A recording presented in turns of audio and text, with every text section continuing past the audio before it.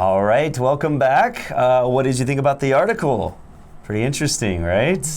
Okay, so we had this police chief, and he decided that he was going to raid the newspaper because there was word that maybe they had accessed someone's private driving information, saw their driving records and stuff, a private citizen. So this is kind of a small town, so things work a little bit differently in small towns. So the police chief maybe kind of interfered a little bit too much or kind of overstepped his power a bit. They raided this newspaper, sounded like a small newspaper, and one of the co-owners was a 98-year-old woman, and she died the next day because of maybe the shock of this police raid. So her son, who's also the owner, kind of condemned this.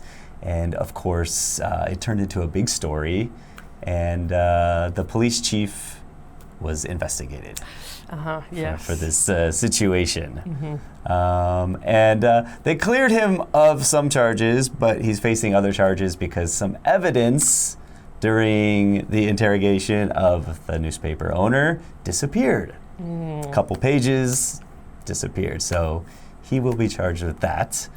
But the raid and everything else, they said it was within the law, so not a big problem in that case. I see. I do wonder about these cases when it sounds like we've got a situation where the police are investigating the police. How exactly does that work, you know? We investigated ourselves and we found out we're not guilty. Yes. I mean, that's a problem, right? I assume they must get some other, maybe a different police department investigates that. There's department, there's like an internal affairs department, but it's see. still all part of the same thing. I see. Yeah. Interesting. So now, were they untreated fairly? I don't know. Was there some vindictive behavior? I don't know. But you talked a little bit about the media, especially with the royal family. So how do you think the media should respond when they are treated unfairly by the police? I guess the media has to respond like any other business or even any other private citizen. If you can prove that you have been treated unfairly or you feel like you've got decent evidence, then you should challenge them on it, yes. Whether or not they will agree with your evidence, whether or not that will fit the stipulations under the law, I guess it depends. But I think, you shouldn't just sit down and accept it as, the police can do whatever they want, because then they have too much power and that makes them even more likely perhaps to overstep the mark in the future. So I think this guy absolutely probably did the right thing. You know, he brought his case forward. Didn't win in this case, but it made the media, it made the national media, the global media, I guess, if we're reading about it. Yeah, we're reading about it. So maybe it will bring the police or police in general under greater scrutiny. You know, we'll be watching to make sure they're not overstepping in future. Usually there's things you can do, steps you can take as a member of the press or a private citizen, right? So I guess you can just follow those. Yeah. Yeah. Although I have to say, for those of you who've been watching a long time, you might remember about this time last year, maybe August last year or September last year, we had an article on exactly this case, and it was when it had first happened, when the raid had just happened and the lady had just died. And I remember from that article, they gave more detail about the fact that this was a small town, and there were rumors and suspicions that the owner, or the male owner of the newspaper, and this particular police chief had beef in the past. And people were suspecting that this was part of some kind of personal rivalry.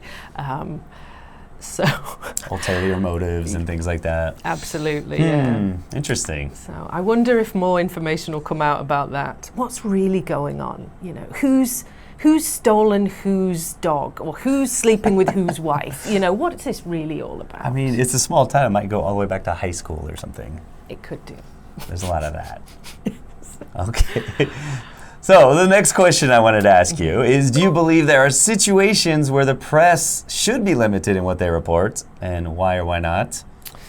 Maybe the royal family thing? Yes. I grew up and I was old enough to be aware of the situation when Princess Diana died. I think everyone in the world was kind of shocked by that. And it did feel like a situation where she was being, it could have happened to anyone. She just happened to be a royal. She was a celebrity being hounded by the press. You know, these people so desperate for a picture of her in her car that she was speeding through a tunnel and the guy crashed his car.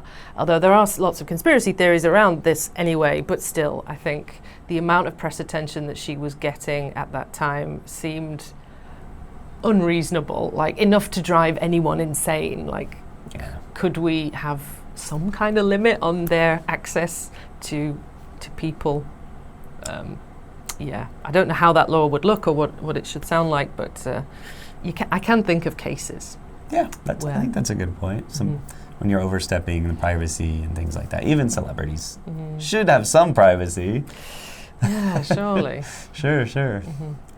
Okay, well, that's all we got for you today. So take a look at the vocabulary on the sheet. We used some of it. You saw some of it in the article, so review it and get it locked up in here. And we will see you next time.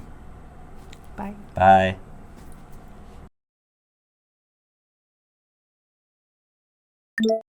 Raid. Raid. Judicial. Judicial. Condemn. Condemn. Ulterior. Ulterior. Vindicate. Vindicate.